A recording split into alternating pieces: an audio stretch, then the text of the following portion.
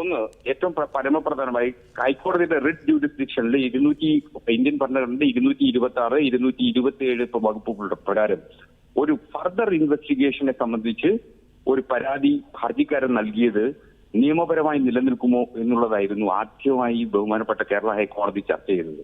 ആ ചർച്ചയിൽ വളരെ നിർഭാഗ്യകരം എന്ന് പറയട്ടെ, റിട്ട് ജുഡിസ്ഡിക്ഷനിൽ 226, 226 ആർട്ടിക്കിൾ പ്രകാരം നിലനിൽക്കുമെന്ന കണ്ടെത്തലിലേക്കാണ് ഹൈക്കോടതി എത്തിയിട്ടുള്ളത്. അത് വീണ്ടും ചർച്ച ചെയ്യപ്പെടേണ്ടതും നിയമപരമായി പരിശോധിക്കപ്പെടേണ്ടതുമായിട്ടുള്ള ഒരു സംഗതിയാണെന്നിരിക്കെ സ്വാഭാവികമായും അത് വീണ്ടും ചർച്ച ചെയ്യപ്പെടും എന്ന് തന്നെയാണ് ഞാൻ മനസ്സിലാക്കുന്നത്. ഇപ്പോ ഹൈക്കോടതിയുടെ സിംഗിൾ ബെഞ്ചിന്റെ വിധിയാണ് വന്നിട്ടുള്ളത്. അതിൽ ഡിവിഷൻ ബെഞ്ചിന്റെ ിലേക്ക് പരിഗണിക്കുന്നതിന് ആവശ്യമായിട്ടുള്ള നിയമ നടപടികളിലേക്ക് പോകുന്നതിന് സജി ചെറിയാന് അവകാശമുണ്ട്. കാരണം സജി ചെറിയാനെ സംബന്ധിച്ചിടത്തോളം ഈ പ്രൊസീഡിങ്സിൽ ഒരിടത്തും സജി ചെറിയാൻ ഭാഗഭാക്കായിരുന്നില്ല എന്നുള്ളതാണ് വസ്തുത. അദ്ദേഹത്തെ കക്ഷി ചേർക്കാത്തിടത്തോളം കാലം സ്വാഭാവിക നീതിയുടെ ലംഘനം ഇക്കാര്യത്തിൽ നടന്നിട്ടുണ്ട് എന്നുള്ളത് നിയമപരമായി പരിശോധിച്ചാൽ മനസ്സിലാവും. ഏതൊരു വ്യക്തിയെ സംബന്ധിച്ചിടത്തോളം അദ്ദേഹത്തിനെതിരെ ഒരു വിധി വരുമ്പോൾ ആ വിധിയിൽ അദ്ദേഹം സ്വാഭാവികമായി കക്ഷി ചേരേണ്ടതായിരുന്നു. അദ്ദേഹത്തെ കക്ഷിയായിട്ടില്ല. Is not a party arrange. അപ്പോൾ സ്വാഭാവികമായും അദ്ദേഹത്തിന്റെ സ്വാഭാവിക നീതിയുടെ ലംഘനം സംഭവിച്ചിട്ടുണ്ട്. അതും ഡിവിഷൻ ബെഞ്ചിന് പരിഗണിക്കാവുന്നതും പരിശോധിക്കാവുന്നതുമാണ്.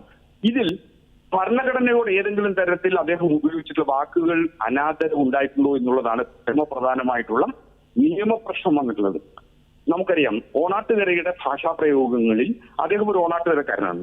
അദ്ദേഹം ഓണാട്ടുകരയുടെ ഭാഷാപ്രയോഗങ്ങളിൽ കുന്തവും കുടച്ചക്രവും എന്ന് ഉപയോഗിച്ചത് മാത്രമല്ല, വർക്കിംഗ് ക്ലാസിനെ സംബന്ധിച്ചിട്ടുള്ള അദ്ദേഹത്തിന്റെ കാഴ്ചപ്പാട് വെച്ചുകൊണ്ട് ഈ ഭരണഘടന മൂലം നമുക്ക് രാജ്യത്ത് സാധാരണ മനുഷ്യർ, അതായത് അദ്ദേഹം ഉദ്ദേശിച്ചിരുന്നത്, അദ്ദേഹം ബോധ്യപ്പെടുത്തിയിരുന്നത്, അദ്ദേഹം പറഞ്ഞത് എന്ന് പറയുന്നത് വർക്കിംഗ് ക്ലാസ്സിന് ഈ ഭരണഘടന കൊണ്ട് ഒരില്ല, അത് വിമർശനമായി മാത്രം കണ്ടാൽ മതി, അതിൽ ഒരു തരത്തിലുള്ള അനാദരവും ഭരണഘടനയോട് കാണിച്ചിട്ടില്ല എന്ന് അദ്ദേഹം സ്വാഭാവികമായി പറയും. അങ്ങനെ ആരെങ്കിലും തെറ്റിദ്ധരിച്ചിട്ടുണ്ടെങ്കിൽ അതിന് അദ്ദേഹം ക്ഷമ ചോദിക്കുകയും ചെയ്തിട്ടുണ്ടായിരുന്നു.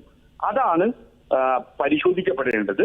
അത് ഇൻസൾട്ട് ടു കോൺസ്റ്റിറ്റ്യൂഷൻ എന്നുള്ളത് ആ ഇൻസൾട്ടിന്റെ ഭാഗത്ത് വരുമോ അല്ലെങ്കിൽ എന്നുള്ള പരിശോധനയാണ് നടത്തേണ്ടത്.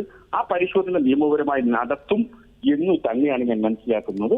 അതുകൊണ്ട് അദ്ദേഹം നടത്തിയിട്ടുള്ള പരാമർശങ്ങൾ നിയമപരമായും ഭരണഘടനയോടുള്ള അനാദരവായി നിലവിൽ കാണാൻ കഴിയില്ല എന്നുള്ള അഭിപ്രായമാണ് എനിക്കുള്ളത്.